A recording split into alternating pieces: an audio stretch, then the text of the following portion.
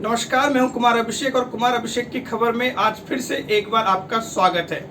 खबरें तो वैसे बहुत सारी है राजनीतिक मैदान पर। झारखंड में और महाराष्ट्र में चुनावों की तिथि का ऐलान होने के बाद से सभी राजनीतिक पार्टियां अपने अपने उम्मीदवारों को तय करने में लग गई है। हमने आपको कल बताया कि महाराष्ट्र में बीजेपी ने 99 उम्मीदवारों के नाम डिक्लेयर कर दिए हैं, तो वहीं और कुछ नामों के नाम डिक्लेयर हुए हैं, वो हम आपको बताएंगे थोड़ी देर बाद।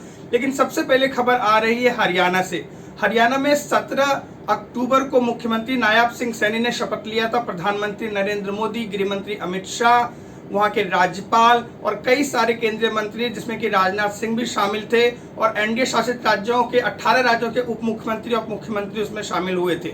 तो शपथ ग्रहण शानदार हुआ था पंचकुला के दशहरा मैदान में। उसके बाद कयास लगाए जा रहे थे कि मंत्रिमंडल का गठन जो हुआ है उसका विभागों का बंटवारा कैसे होगा, तो आज वो भी साफ हो गया। इस बार नायब सिंह सैनी ने अपने पास गृह मंत्रालय, वित्त मंत्रालय, आबकारी मंत्रालय के अलावा कई सारे इंपॉर्टेंट मंत्रालय अपने पास रखे हैं। वही जो सबसे बड़ी चर्चा हो रही थी कि अनिल विज की जिम्मेदारी क्या होगी इस मंत्रिमंडल में, तो ऐसा लग रहा है कि अनिल विज का कद घटाया गया है, उन्हें इस बार गृह मंत्री नहीं बनाया गया है। जैसा कि हम आपको बता सकते हैं कि 2014 के चुनाव में जब बीजेपी को बहुमत आई थी तो अनिल विज उसमें गृह मंत्री बनाए गए थे। उसके बाद 2019 में जब जेजेपी की साथ बीजेपी ने सरकार बनाई तो उसमें भी उनको गृह मंत्रालय के अलावा भी कुछ मंत्रालयों की जिम्मेदारी शुरू में दी गई थी। लेकिन इस बार जैसा कि आपको पता है कि वो थोड़े नाराज से चल रहे थे क्योंकि मुख्यमंत्री के दावेदारी को लेकर उनका थोड़ा सा मतभेद था। लेकिन पार्टी हाईकमान और अमित शाह खुद मौजूद थे जब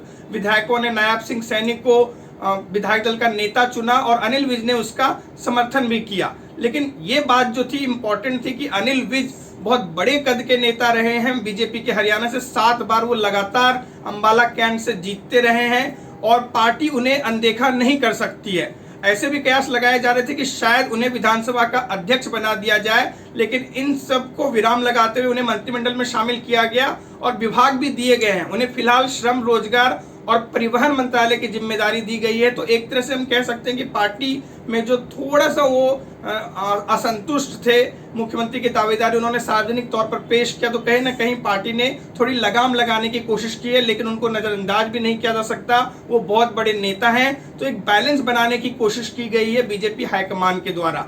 वहीं दूसरी तरफ जो किरण चौधरी है, उनकी बेटी श्रुति चौधरी को महिला एवं बाल विकास मंत्रालय दिया गया है। इसके अलावा रॉ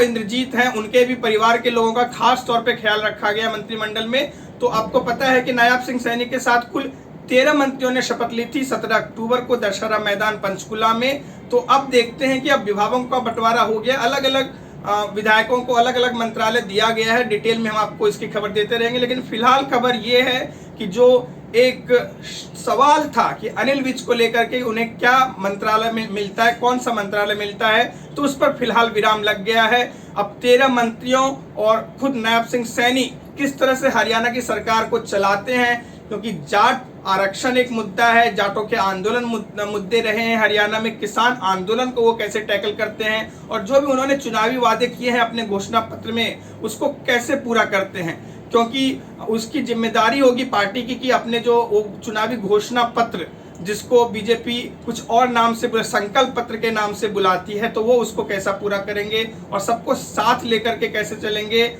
और जो बहुत सारे ऐसी जो कल्याणकारी योजना है उनको कैसे लागू करेंगे। इस समय बीजेपी के पास पूर्ण बहुमत है, कांग्रेस के पास सिर्फ 37 सीटें आई हैं। जो विराम लग गया कि जितने भी एग्जिट पोल थे, जितने भी ओपिनियन पोल थे, सब में ये कहा जा रहा था कि कांग्रेस इस पर सत्ता में वापस आएगी 10 साल बाद, लेकिन ऐसा नहीं हुआ और बीजेपी ने एक बार फिर से लगातार तीसरी बार हरियाणा में अपनी सरकार बनाई है। चुनौतियां बहुत सारी है, लेकिन इन चुनौतियों का मुकाबला नायब सिंह सैनी की हुनर के साथ करते हैं। सारी जातिगत समीकरणों को भी ध्यान में रखा गया है। इसके लिए हम कह सकते हैं कि आने वाले समय में नायब सिंह सैनी, हमारी शुभकामनाएं उनके साथ हैं कि हरियाणा सरकार को अच्छी तरह से चलाएं। फिलहाल कुमार अभिषेक की खबर में इतना ही। आप देखते रहिए कुमार अभिषेक की खबर। हमारे चैनल को सब्सक्राइब करें, लाइक करें और बेल बटन को दबाना ना भूलें ताकि हम जब नया वीडियो अपलोड करें तो आपको इसकी जानकारी मिलती रहे। धन्यवाद।